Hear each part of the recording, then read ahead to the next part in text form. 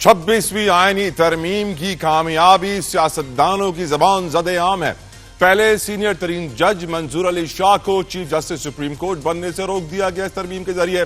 फिर मोहसिन अख्तर कियानी को Islamabad high court का चीफ जस्टिस बनने से रोक दिया गया इस तरमीम के जरिए ही। इस्लामाबाद हाई कोर्ट के 5 जजेस जस्टिस तारिक महमूद जहांगीरी, सरदार एजाज इसहाक खान, मोहसिन अख्तर कियानी, जस्टिस बाबर सत्तार और जस्टिस समन रफत के जजेस ट्रांसफर के एतराजात को कंप्लीटली रद्द कर दिया गया और जुडिशल कमीशन ऑफ पाकिस्तान ने जस्टिस डोगर को कायम मकाम से मुस्तकिल chief justice Islamabad high court बना दिया है। जुडिशल कमीशन की जानिब से आज चारों हाई कोर्ट्स को चीफ जस्टिस दे दिए गए हैं, मुस्तकिल तौर पर उनकी मंजूरी दे दी गई है, जिसके बाद हम देख रहे हैं कि कुछ बेहतरी की उम्मीद की जा सकती है कि केसेस जल्दी निपटाए जाएं। कमाल की बात यह है कि इस्लामाबाद हाई कोर्ट के चीफ जस्टिस के लिए मोहसिन अख्तर कियानी और मियां गुल हसन औरंगजेब के नाम भी जस्टिस डोगर के साथ ज़ेरे गौर आए, मगर सीनियर तरीन जज मोहसिन अख्तर कियानी के नाम पर हाल ही में आए हुए जस्टिस डोगर के नाम को तरजीह दी गई। जस्टिस मंजूर अली शाह और जस्टिस मुनीब अख्तर ने अपना वोट मोहसिन अख्तर कियानी को दिया। जस्टिस डोगर को यह तरजीह किस मेरिट और सीनियरिटी की बुनियाद पर दी गई है, ये तो जुडिशल कमीशन के जजेस ही और मेंबरान ही बेहतर जानते हैं। हमें ये बात याद रखनी चाहिए कि 26वीं आईनी तरमीम आने के बाद इसके खिलाफ 2 दर्जन से जायद दरखास्तें अदालतों में जेरे इल्तिवा हैं। न सिर्फ मुल्क की वकला बरादरी बल्कि जस्टिस मंसूर अली शाह खुद और दूसरे जस्टिस मुनीब भी ये राय रखते हैं, जिसका जिक्र उन्होंने आज भी किया कि 26वीं आईनी तरमीम के जो दरखास्तें लगी हुई हैं उनका फैसला पहले किया जाए। कौम इस बात से भी वाकिफ है कि मंसूर अली शाह जिस इजलास में ये मुतालबा कर रहे हैं वो इजलास भी 26वीं आईनी तरमीम की ही पैदावार है। 26वीं तरमीम से बनने वाले इदारे सजाएं दे रहे हैं, फैसले दे रहे हैं, क्योंकि उनको इस तरमीम से फायदा है, बेनिफिशरी हैं। न सिर्फ मंसूर अली शाह और मुनीब अख्तर बल्कि पीटीआई के 2 मेंबर्स जुडिशल कमीशन के और केपीके के वजीर कानून भी इस बात से इत्तेफाक करते हैं कि 26वीं आईनी तरमीम की दरखास्तें पहले सुनी जाएं और फिर ये सारे काम किए जाएं। आज तो इमरान खान साहब ने भी 26वीं आईनी तरमीम के हवाले से पैगाम दिया और कहा इस तरमीम के नताइज अब वाजे हो चुके हैं। इमरान खान ने कहा इस तरमीम से बेहतर था मुल्क में बादशाहत यानी मुनारकी का निजाम लाया जाता, जबकि अलीमा खान कहती हैं कि मुझे मुलाकात के लिए सिर्फ 15 मिनट मिले और एक ही वकील साहब को मिलने दिया गया, वो भी 1.5 मिनट की मुलाकात हुई। अंदाजा कीजिए। इमरान खान ने ऐलान कर दिया है कि आशूरा के बाद 10 मुहर्रम के बाद आइंदा के एहतजाज का लाहे अमल दिया जाएगा। यकीनन बहुत इंपॉर्टेंट है देखना यह है कि अब पीटीआई क्या लाहे अमल इख्तियार करेगी, किस तरह एहतजाज करेगी। मौजूदा हालात में लग तो नहीं रहा कि पीटीआई एहतजाज कर भी सकती है, लेकिन ऐलान कर रहे हैं। इमरान खान इतना वक्त जेल में गुजारने के बाद भी टूटे नहीं हैं। अलीमा खान साहब ने भी इस बात की तस्दीक की। बात करें एक बम की जिसे कहते हैं पेट्रोल बम। मुआशी मामलात में अगर नजर डाली जाए तो हुकूमत ने एक बार फिर अवाम पर पेट्रोल बम गिरा दिया है और जराए का यह भी कहना है कि जल्द बिजली की कीमतों में भी इजाफा मुतवक्के है। मतलब अवाम अब पेट्रोल के बाद बिजली बम गिरने का भी इंतजार कर रही है। मुआशी हालात में हम जानते हैं कि पेट्रोल की कीमतें जब भी महंगी होती हैं तो सारी अशिया खुरनोश, दूध, दही, चावल, ब्रेड, हर चीज महंगी हो जाती है। हर चीज पे उसका इंपैक्ट आता है और जब पेट्रोल की कीमत कम होती है तो उसका इंपैक्ट नहीं आता है। अजीब सी बात, लोग ये भी कह रहे हैं कि एक तरफ हम देख रहे हैं कि पेट्रोल की कीमत बढ़ रही है, बिजली की कीमतें बढ़ रही हैं और हमारी हुकूमत बड़ी खुश और मुतमईन है कि stock market all time high पर है, जबकि यह बात वाज़े तौर पर कही जा चुकी है कई मरतबा कि स्टॉक मार्केट मईशत का सही इंडिकेटर नहीं है। इसलिए इससे यह ना समझा जाए कि मईशत तरक्की कर रही है। इसके ऊपर भी हम आज प्रोग्राम में तफसीलन बात करेंगे और प्रोग्राम के आखिर में हम बात करेंगे दहशतगर्दी की। हम जानते हैं हिंदुस्तान का फितना जो इस वक्त दहशतगर्दी पाकिस्तान में फैलाना चाहता है मोदी, यकीनन उसके जो टारगेट्स हैं वो यही हैं कि वो बलूचिस्तान में किस तरीके से दहशतगर्दी फैलाए, केपीके में किस तरीके से दहशतगर्दी फैलाए। गुज़िश्ता शब मस्तूंग में सरकारी इमारत और 3 बैंक्स के ऊपर हमला हुआ। फायरिंग के तबादले में 3 दहशतगर्दों को लेविस की जाने से जहन्नुम वासल किया गया, जबकि अस्करियत पसंदों की फायरिंग से जद में आकर एक बच्चा जाँ बहक और 7 अफराद जख्मी भी हुए।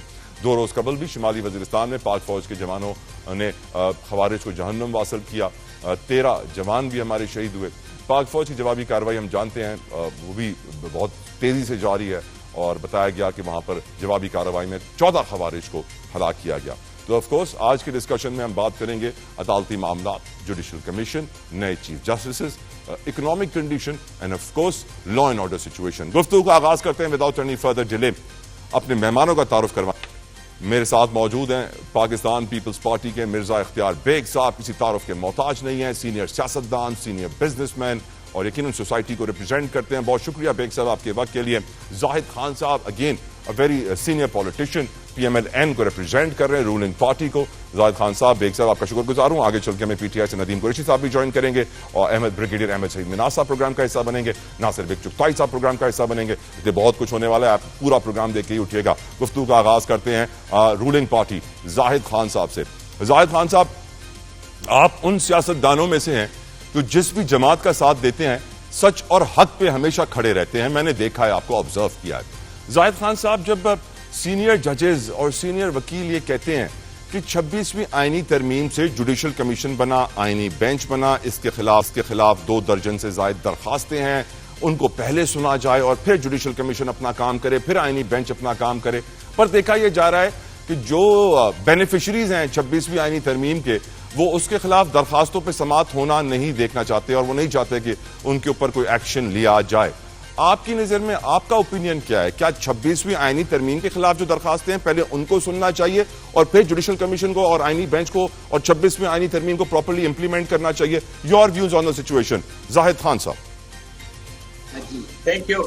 देखिए, सबसे पहले बात तो यही है कि जुडिशली इंटरप्रिटेशन तो कर सकते हैं, लेकिन आईन में अमेंडमेंट या आईन को बदल नहीं सकते हैं। करेक्ट। अगर फर्ज करें आप ये केस सुन भी ले तो इससे ज्यादा से ज्यादा ये नहीं कर सकते, ये कर सकते कि पार्लियामेंट को रिक्वेस्ट कर सकते कि आप इस पर गौर कर रहे। इसके अलावा तो और कोई चारा उनके पास नहीं है, क्योंकि हमारे आईनी पाकिस्तान में यही है कि इसमें सिर्फ और सिर्फ इख्तियार पार्लियामेंट को है। पार्लियामेंट ने तब्दीली की, उस वक्त जब तब्दीली हो 26 अमेंडमेंट हो रहा था, तो उसमें से जो हमारे अपोजिशन ने उन्हें बाइकआउट किया। बाइकआउट नहीं करना चाहिए था, उनको अपोज करना चाहिए था। कुछ चीज तो सामने आती, उसने बाइकआउट कर दिया। बाइकआउट करने के बाद जब एक अमेंडमेंट बन के आ गई तो जाहिर है कि आइन के अंदर एक आर्टिकल मौजूद है या आइन के अंदर अमेंडमेंट मौजूद है 26वीं आइन, तो उसके मुताबिक कोर्ट फैसले करेंगे और जजेस आगे चलेंगे।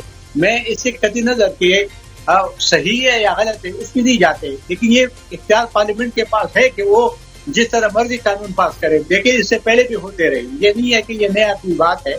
आपने देखा पहले भी जब PTI की हुकूमत थी तो आधे घंटे में 35 बिल पास किए गए थे। तो ये चीजें तो है, क्योंकि पार्लियामेंट को ये इख्तियार अवाम देते हैं और ये जो 25 करोड़ अवाम है इनका इख्तियार फिर उनके पास होते हैं। फिर आईन में अमेंडमेंट वो करते हैं। इस आईन में तो आपको मालूम होगा कि इसी जो हमारी जुडिशली है उन्हें डिक्टेटरों को भी इख्तियार दिया था, हालांकि ये इख्तियार उनके पास नहीं था कि वो आईन में अमेंडमेंट कर सकते थे, लेकिन किया है।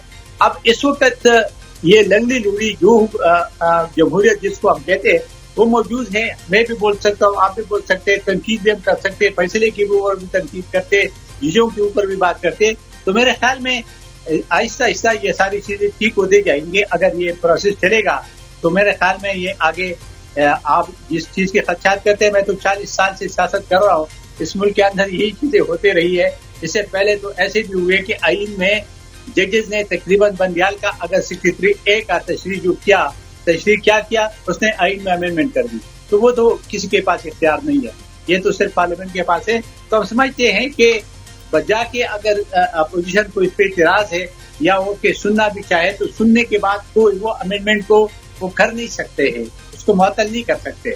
उसको सिर्फ ये कह सकते कि भी रिक्वेस्ट करते हैं वापस। हाँ, रिक्वेस्ट कर सकते हैं, कुछ और भी नहीं, कोई हुक्म नहीं दे सकते।